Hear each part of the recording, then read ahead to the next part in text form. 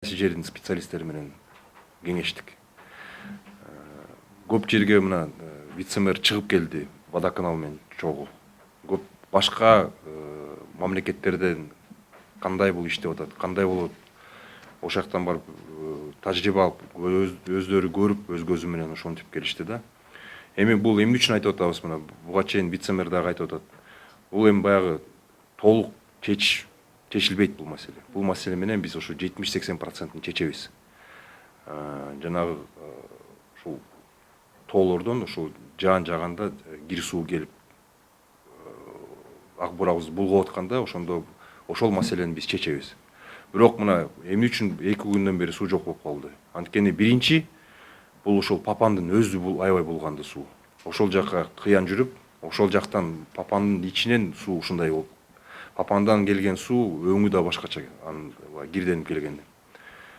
Баягы коктулардан түшкөн суунун ал баягы ылай аралашкан кызыл суу болуп келип атат да. Анан ошол Папандагы суунун тазаланышындагы биз бир вариантты азыр ошонун үстүндө иштеп жатабыз. Бир 2-3 жуманын ичинде ошол жана мембранный очистка деген бар. Ошондой 20 тонналык контейнердин ичинде мини станциясы келатат. Бул жана пробный да. Ошол 20 тонналык контейнерди алып келип орнотобуз. Ошол жерден анан ошол жана кир сууну тазалаганын ошол жерден биз көрөбүз. Эгер действительно ошол эффект берип аткан болсо, биз ошол жерге силерди да чакырабыз.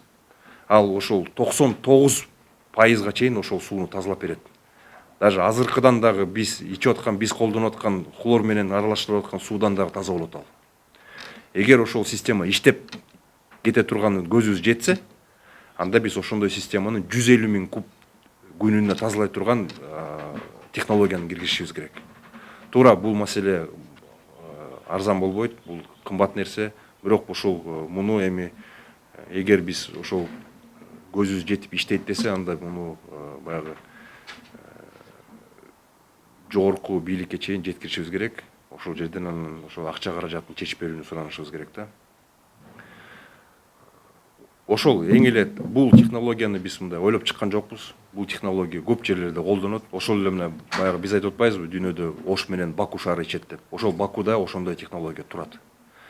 Жакын арада ошол биз өзүбүзгө коюп, көрүп, анан ошол Бакуга да барып тажрыйба алмашып көрүп келели деген оюбуз бар да. Ушундай эле технология, бирок кичинекей көлөмдө Казакстанда да бар. Биздики кичинекей да эмес, биздики чоң да эмес, биздики орточо десек болот да. Бизде ошол күнүмдүк сарпталуучу суунун 130-135 000 куб сууну биз сарптайбыз ушу шаарыбызга. Биз ошонун 150 000дигин сүйлөшүп атабыз, анткени шаар эми чоңоюп атат, өсүп атат, адамдын саны өсүп атат. Ошондой кылып, бирок бул жакшы нерсе, мембранный очистка бул мындай эме да. Кийин дагы кишинин адамдын саны көбөйүп, потребность көбөйө берсе, аны мындай кошуп кете берсе болот да, ушу улаштырып, дагы ошондой мембрананы алып келип эле улаштыра берсе болот. Вот ошондой технологияны эми мен айта албайм буга чейин эмне үчүн буну караган эмес, же ошол баасынан карап, же просто ошол буга эч ким көңүл бурган эмеспи, бирок ушундай технология бар. Биз ошону мына азыр алып келип өзүбүздүн көзүбүз менен көрүп, мына силерди да ошол жака чакырам, ошол жерден чогуу көрөбүз. Эгер действительно ошондой бул технология бизге лайыктуу болуп иштей турган болсо, анда биз ошону аракет кылабыз алганга. Жанагы Азия өнүктүрүү банк менен алынып келаткан нерсе бул керек. Буга мен мындай 100% кошулам. Бул боюнча биз даже ошол Ташкент баягы биздин суубузду Папанды салган ошо Союз убагында бул Ташкентте завод бар. Завод институт. Институт, гидропроектный институт. Ошолор проектсын кылышканда, алар менен да кеңешип көрдүк биз. Алар да ушул туура көрүштү, ушул биздин азыркы сунуштап аткан мындай вариантыбызды бизге лайыктуу депчи. Водоканалдагы колдоп атат да, мурун каршы чыккан 2 жолу бар. Да, и водоканалдан мурунку проекттерге каршы чыгышкан деп мына өздөрү да айтып атышат. Азыркы салына турган проект бул ушу водоканал өздөрү дагы айтып атышат, бул туура депчи. Туура ушуну колдонсок биз мындай бир жанагы суунун проблемасын чечебиз депчи. технология кайсы жерге орнотулат? Баңгеден түшкөн жерге же азыркы турбадан кийинби аягына бойлап азыр айтып атпайсызбы? Жаңа мембрана очисткабы? Мембрана очистка ал уже так уже суу элге тарайып турган жерден өзүнө коюлат. Ошол жерден анан тазаланып баягы бул жерде кандай суу келбесин ал ошол конечный точка ошол жер болот, ошол жерден анан тазаланып чыгыш керек да. Негизи азыр шаардыктардын баарына эле керек болгон бир эле жооп болуп атат да, качан чечилет ушул маселе. Сиз айттыңыз азыр эми чечилет деп, жана көпчүлүгү сурап атат азыр. Бир датаны айтып койсоңуз да жакшы болот, бир эле азыр үмүт болуп атат да. Эми мына туура баары ушул чыдамсыздык менен күтүп атышат бул нерсени. Биз ушул талапты коюп атабыз Азия өнүктүрүү банкына июлдан кечиктирбей тендерге чыгарабыз депчи. Тендерге чыгарсак июнда эми баягы тендердин өзүнүн бир жолдору бар, 1-2 ай ошол тендер өтөт. Андан кийин бир сентябрларда биз ошол үмүтүбүз бар, сентябрдан баштап жумуш иштери башталат депчи. Ошол сентябрда жумуш иштери башталса, как раз ушул кыш убакта ошол сооружениени кыш убакта салыш керек да, суу аз убакта. Анан эми бул проект болжол менен где-то бир жылда салынат. 1 жылда бул салынып бүтөт аягына чейин. Ошол эми бул деле оңой эмес. 2 миңдик трубадан почти 2,5 километр тартыш керек ошол трубаны. Бул трубаны эмне үчүн биз ошо тартып атабыз? Баягы ак бурага жана лай суу куюлуп атпайбы? Ошол куюлуп атканда ошол суу биздин суубузду булгап атат да. Эми бул жерден ошол куюлуп аткан жерлерге бир 2-3 жер бар. Ошол жерлерге уже труба менен суу ар жактан таза келе атат да. Уже хоть канча кир куюлса дагы бул трубанын ичиндеги суу бул таза суу. Ошо менен анан бул баягы водоканалдын жанагы иштеп чыгуу резервуарларга ошондой жол менен жеткиребиз да. Вот анан дагы андан кийин азыр ошо АБР менен дагы сүйлөшүп атабыз. Дагы бир 1,1 километр дагы эгер мүмкүнчүлүк болсо дагы тартып бергенге, андан ары дагы Папанга жакын.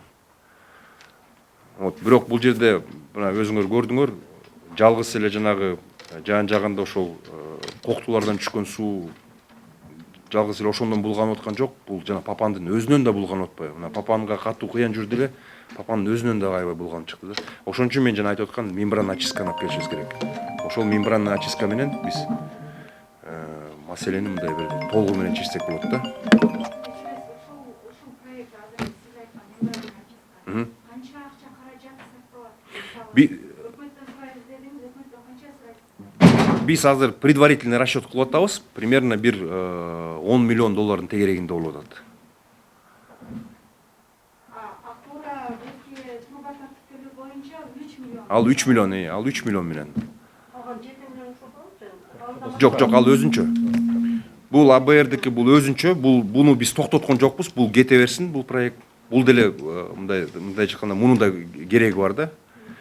Жанагы мембрана очистка деп айтып аткан нерсебиз бул примерно биз азыркы мындай грубый расчет менен алып атабыз, бир 10 миллион доллардын тегереги болуп атат да. Бирок аны мына жанагы мини станциясы келгенде, ошондо анан специалисттер да келет, ошол жерден анан бир полностью мындай бир изучение иштеп чыгышат да, ошол жерден канчалык суу киргелип атат, кандай суу киргелип атат.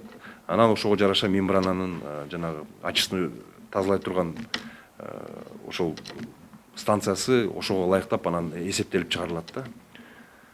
Ошол кыскача маалымат эми ушундай. Ошол үмүтүбүз.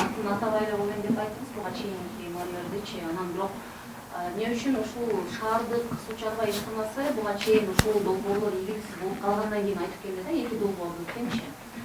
Эмне үчүн ал ишке ашканга чейин кепилдик берип ошол долбоорлорду алдын ала айтса болбойбу? Анан буга чейинкилер андай эмне болду, аларды жоопко тартуу аракети ушунча миллион болгон акчалар андай эмне болду, ошодон чыгып. Эми бул жерде эми биз баягы мэрия сот эмес, мэрия прокуратура эмес. Анын баарын изилдейм. Вот ал вопрос, суроонун баарын, мне кажется, ошолорго айтып жооп бериш керек да.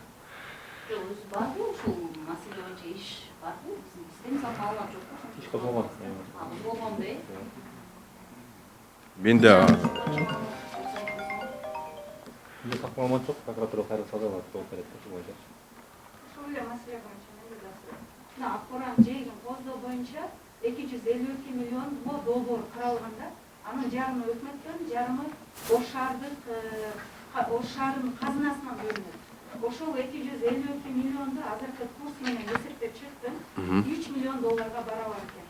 Мына биз АБРден алып атабыз, ошол АБР же өкмөткө жалдырабайлы, ошол акчаны бул жака бурганга азыр деле кеч эмеспи? Мисалы, иш козголду, иш токтоп турат же иш жүрүп атабы, менин маалыматым жок эле. Кандай болуп атат? Балким сиз ошол жака кеткен жөн эле таш түзүүгө кеткен акчаны бул жака буруп, маселенин 10 миллион доллардын балким бир четин өкмөт качан бөлөт, качан жок, өкмөттүн көзүн карабай, өзүбүздү колдо турган, Ош шаарынын жашоочуларынын чөнтөгүнөн чогулган акчага балким бир мындай чечкиндүүлүк кылып бул жака бурасызбы деген суроо да, мисалы. Ошол эмне болуп атат азыр ошол проект Акбарат. Эс суусуз отурганда, ал жерге барып эс алууга караганда бизге биринчи муктажыбыз. Туура, туура. Жаратканыбыз сасып канча күндөн бери үйдө отура албайт. Туура. Эми бул иш башталып кетти. Эми муну токтотуп кайра келишимди бузабыз, кайра акчаны кайрып берип, кайра ошол таштарды алып кет деген бул деле мындай логикага жатпайт. Ал кезде ошол мэрдин деле мындай бир ою ушул жолдун боюнда эс алуучу жай болсо экен деген бир жакшы ой менен эле башталган да бул делечи. В принципе, бул деле суубузду чечип алсак, мындай набережная деп коет, ошондой адамдар басчу эс алчу жер, мен ойлойм, баары бир деле керек депчи. Албетте, конечно, баягы биринчи суубузду чечип алсак туура болмокпу деп мен деле эсептейм. Эми раз мындай болду, кетти уже. Тем более бул АБРдики, мен айтпайм, бул кредит эмес, бул грант болуп атат да, түздөн түз бул мындай кайрылуусуз акча да. Муну биз кайтаргысыз.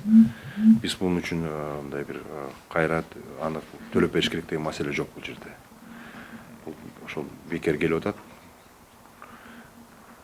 Водоканалда өзүнүн жанагындай суу берүүчү жана насостор турат. Канализация бар, счетчиктер бар.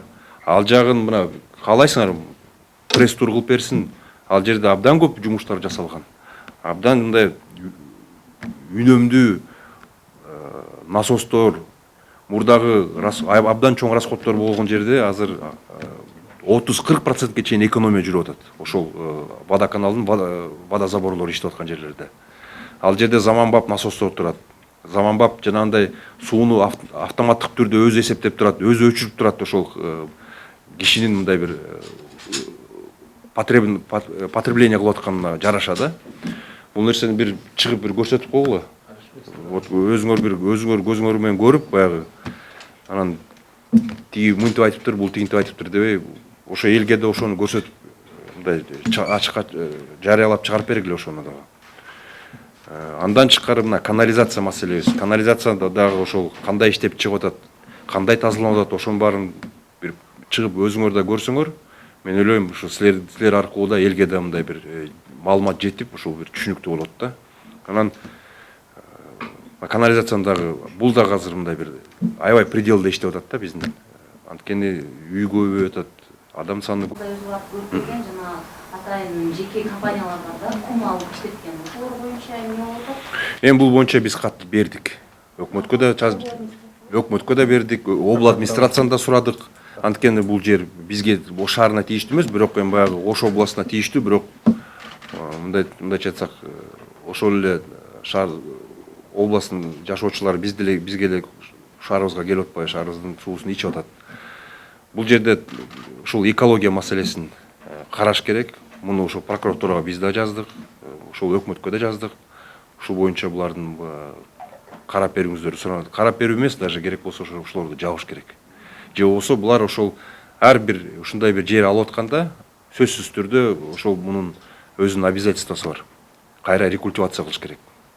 Кайра ошол мына ошол экологиянын бузулушунан ушул маселе туруп чыгып келип атат да. Баягы жердин кыртышы бузулган үчүн. Муну ошол булар өздөрү кайра баягы калыбына келтириш керек.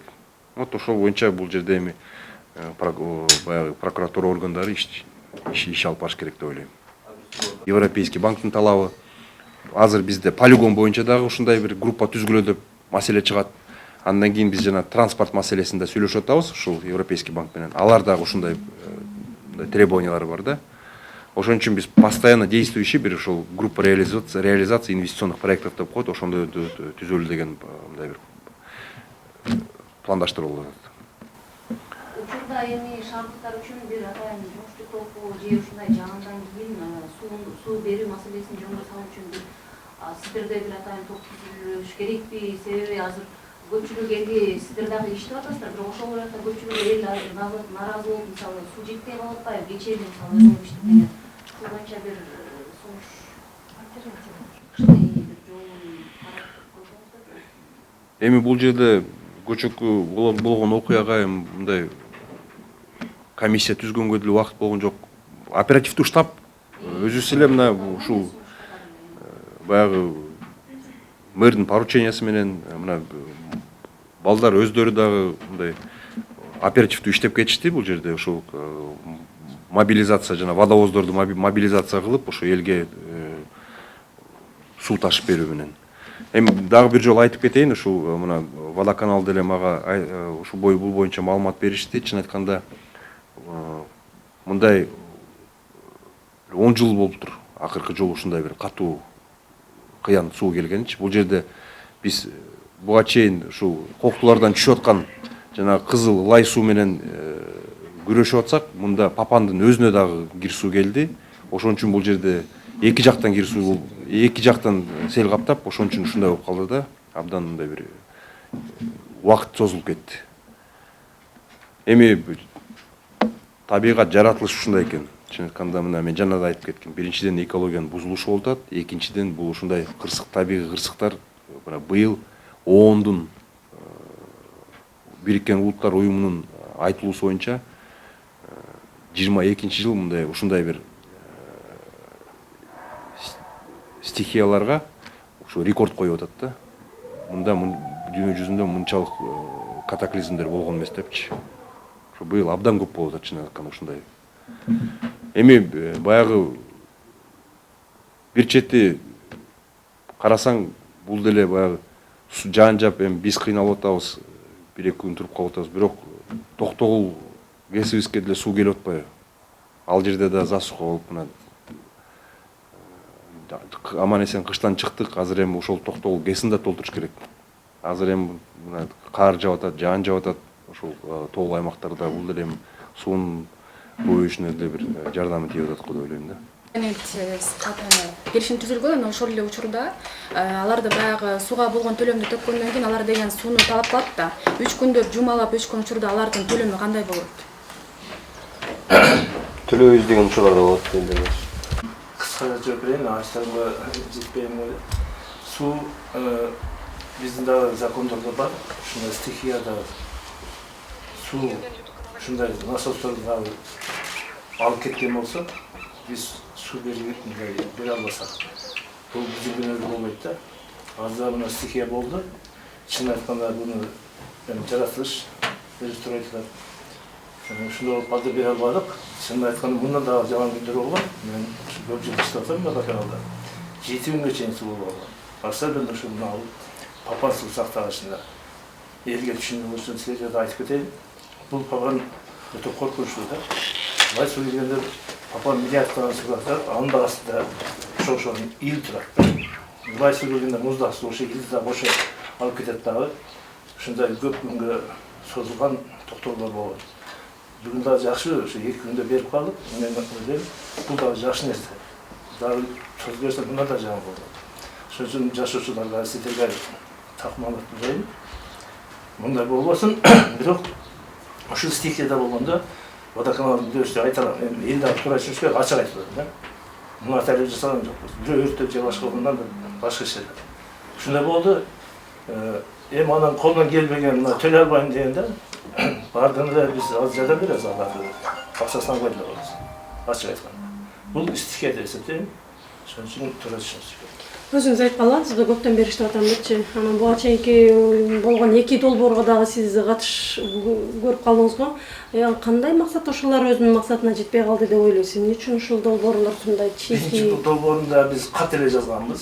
Себеби биз мындай долбоорлор эмеде көп болгон эмес да. Башта ушул жакшы идеялар болгон. Ушуну курабыз, сууну таптазалай келсе дагы чыгарабыз деген да. Biz alardan sıralım şimdi bu деген проект кім болады екен да. Başka жерде бар ушундай проект иштеген бир дегенде ал жерде проект болгон, ал киши азыр өтүп кетти. Проектти өмүр бою иштеген ал жерде. Мына мен проектсиз отам ушул болот дегенде ушулга макул болгон. Баардык элечи. А биз бирок кайтканда водоканалчы демек спел катары муну көргөн жок, бул сомнительный деп болгон. Кылба деп дагы айтып атканбыз. Сиз айткансыз. Кат бергенбиз. Экинчи проектте дагы ошондой болгон. Жердин алдында башкараак проект болгон. Бул жердин астынан сууну коргоо. 8 куб секундда чыгарабыз деген. Ошону мен айткам, десем алар бул айтты, мына проект болуп алган экен, 2-3 метрден чыкпай калды. Биз 5 метр чейин жерге түшүп, ал жактан кыргызча айтканда булак болуп чыгыш керек эле. Изилдешкен. Ondan sonra nasıl oldu oyuncuk vardıktan ilan alışkan. Anne getir, ana şunday çoğu alarda da iştegende katı işleşken. Şun var mı? Çoğu başlandı. Ben de şöyle aytkanda bir ötesi. Biz projektörden mevsiziniz 1000 kub sekundasına su çarpıyor. Bir kub değil mi? Hem alarda jakşıra koyun benim başkan. Bunu çakçanı getir alabilir olmanız. Yok, ошол суу чыкпай калды. Bir kub эмес 200 литр чыкты. Азыр 200 литр иштеп атат. Чындыгында баягы проект толкан иштеп атат. 1000 куб суу алабыз шаарга. Булар 1000 куб суу 1000 куб литр секундасында чыгат десе, алар изилдешти, насосторду коюшту, иши кылып, алар биз болбойт десек, алар бизге заказ этти ушундай болот деп. Биз специалист иштедик. Эми аларды айтып атпайбы, ошол 1000 куб эмес 200 литр чыгып калды.